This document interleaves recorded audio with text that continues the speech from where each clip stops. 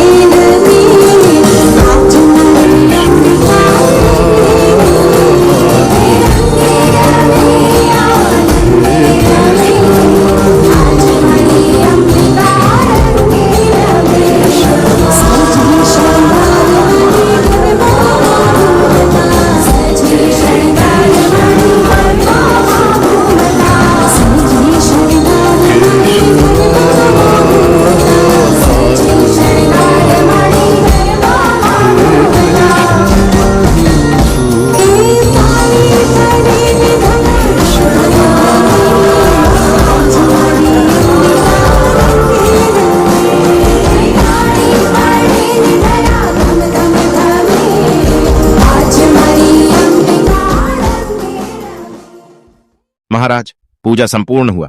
अब समय है कि कुमारों का नामकरण किया जाए। गुरुदेव, कुमारों का नाम सुनने के लिए तो हमारे मन व्याकुल हो रहा है। कृपया और विलंब न करते हुए आप जल्द ही इनके नामाकरण आरंभ करें। केवल 2 अक्षरों का नाम है कौसल्या नंदन का, जिनके नाम में ही इतने महानता कि सारा विश्व और अनंत ब्रह्मांड उसमें समा जाए। जिनका नाम लेते ही समग्र दुखों का नाश हो, ऐसा व्यक्तित्व का नाम है राम। और हमारे कैकई पुत्र का नाम क्या होगा गुरुदेव? धर्म रक्षक, प्रजा पालक, एक दिन इस देश को सारे विश्व में जिनके नाम से जाना जाएगा वो है हमारे कैकेयी कुमार भरत। और सुमित्रा बहन, उनकी दुलारों को हम किस नाम से बुलाएंगे गुरुदेव? हर गुण, हर लक्षण संपूर्ण, ये है लक्ष्मण और ये है सबसे छोटे। पर इनके जैसे प्रतापी पूरे संसार में और कोई नहीं होगा। शत्रु इनके नाम से थर थर कांपेंगे, इसीलिए इनका नाम होगा शत्रुघ्न। पर गुरुदेव, इन चारों भाइयों के कुंडली क्या कहते हैं? इनके ग्रह नक्षत्र कैसा होगा? क्या इनमें कोई दोष की साया परिलक्षित हो रहा है? उनके भविष्य कैसा होगा गुरुदेव? महाराज, आप विचलित ना हो। चारों वेद के जैसे पवित्र है हमारे ये कुमार। इन चारों भाइयों के भ्रातृ प्रेम की मिसाल सारे जग में दिए जाएंगे। ये चारों भाई सूर्य वंश में सबसे प्रतापी और ऐश्वर्य संपूर्ण होगा। परंतु परिस्थिति अनुसार इन चारों भाइयों के जोड़ियों को राम, लक्ष्मण और भरत शत्रुघ्न के नाम से जाने जाएंगे। प्रकृति के नियम अनुसार कोई आत्मा भूमिष्ठ होने के साथ ही मृत्यु तक जीवन 4 काल में विभक्त हो जाते हैं: शिशु, किशोर, यौवन और वृद्ध काल। और हर काल से ज्ञान की प्राप्ति और उसका प्रयोग यही मनुष्य जाति का धर्म है। प्रभु राम को भी इसी नियम से गुजरना पड़ा। शिशु काल का पाठ चुकाकर किशोर काल में प्रवेश कर चुके। ये देखो मेरा धनुष। पर ये धनुष तो मेरा है, तुम्हें कहाँ मिला राम भैया? नहीं लक्ष्मण, ये मेरा धनुष है। राम, मेरा धनुष मुझे वापस करो। ये आपका धनुष कब से हो गया भरत भैया? ये मेरा धनुष है, मुझे अभी दे दो। नहीं, ये मेरा धनुष है, मैं किसी को भी नहीं दूंगा। ये मेरा धनुष है। मेरा है। नहीं, मेरा है। ये मेरा धनुष है। मेरा है। इन चारों को देखो, मेरा है। कितने आनंददायक और स्मरणीय मुहूर्त है। ये मेरा है धनुष ना? है। हाँ हाँ, मेरा है। अभी जी भर के देख लो। ऐसी मधुर दृश्य 2 दिन बाद हमें और देखने को नहीं मिलेंगे, क्योंकि महाराज इन्हें गुरुकुल जो भेज रहे हैं। महाराज इन्हें गुरुकुल भेज रहे हैं? ये बात आपको किसने बताई? मैंने राजगुरु वशिष्ठ को महाराज के साथ बात करते हुए सुना है। तब तो हमें महाराज से बात करना पड़ेगा। इन बच्चों को हम अपनों से दूर नहीं रख सकते। असंभव। राजगुरु वशिष्ठ का यह विधान है कि यही उचित समय है बच्चों की शिक्षा ग्रहण करने का। इस समय इनके मन पवित्र होते हैं।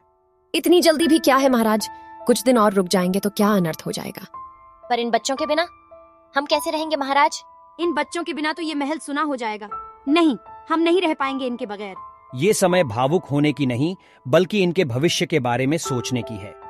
गुरु वशिष्ठ ने इनके उपनयन के दिन निर्धारित कर दिए हैं। अगले बसंत पंचमी के दिन ही इनके उपनयन और यज्ञपावी संस्कार होगा।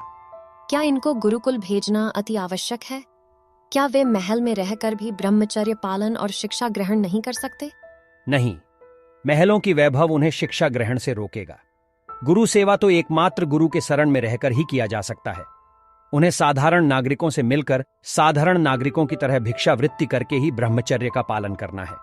आप लोगों को तो अपने ममता की ढाल बनाकर इनको आगे बढ़ने में सहायता करनी चाहिए, ना कि उन्हें रोकना चाहिए। आइए हम सब मिलकर उन्हें उनकी भिक्षा के झोली में अपने आशीर्वाद की पहली भिक्षा डालकर उन्हें आगे बढ़ने में सहायता करें।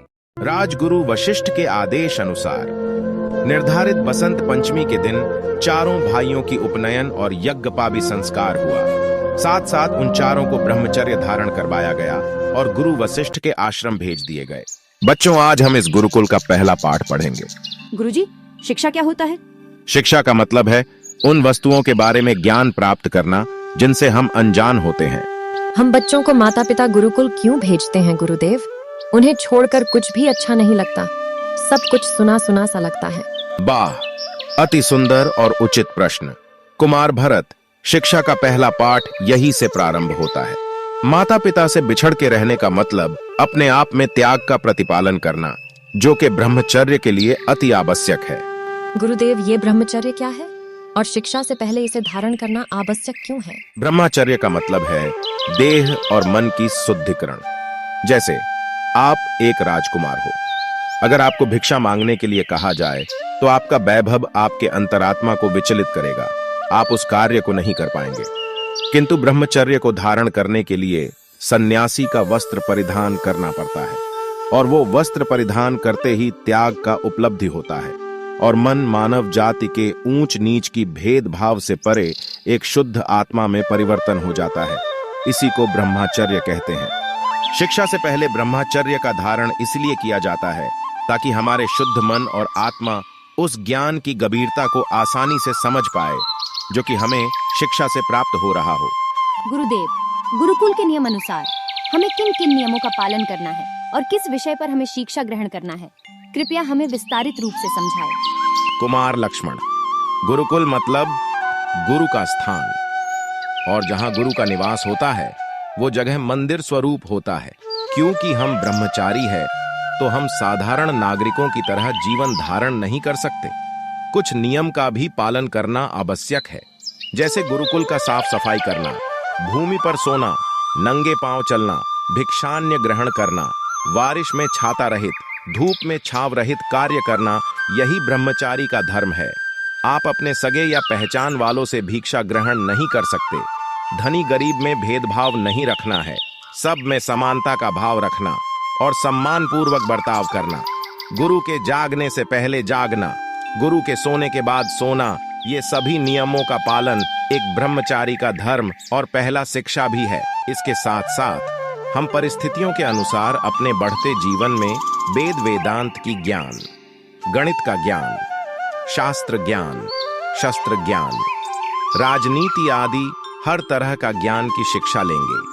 सबसे पहले हमें अपने शरीर का ध्यान रखना है, क्योंकि शरीर बीमार पड़ जाए तो हम अपने शिक्षा का प्रयोग कैसे करेंगे। इस तरह से चारों कुमारों का शिक्षा संपूर्ण हुआ। अब वो किशोर काल से यौवन काल में प्रवेश कर चुके। कुमारों, आज आप लोगों का शिक्षा संपूर्ण हुआ। आज मैं आप लोगों को मेरे शिक्षा के बंधन से मुक्त करता हूं।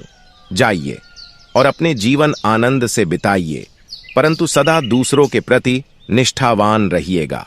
और एक बात हमेशा याद रहे, शास्त्र के अनुसार मनुष्य के जीवन में 3 तरह के ऋण है जिन्हें चुकाने पड़ते हैं: देव ऋण, पितृ ऋण और आचार्य ऋण। हर मनुष्य में ईश्वर को देखना, मतलब ईश्वर को पूजा करना, इससे देव ऋण चुकाया जाता है। अपने स्वार्थ सुख समृद्धि भूलकर माता पिता के चरणों में जीवन पात करने से पितृ ऋण, और जहां तक रही आचार्य ऋण की बात, वो आप अपने शिक्षा और धर्म से मनुष्य के अंदर से डर निकालकर उनमें प्रेम और भक्ति भरकर जगत में सुंदरता का स्थापना करेंगे तो आचार्य ऋण से भी मुक्त हो जाएंगे। यही वचन लेकर मैं आप लोगों को आचार्य ऋण से मुक्त करता हूँ। मेरा आशीर्वाद हमेशा आप लोगों के साथ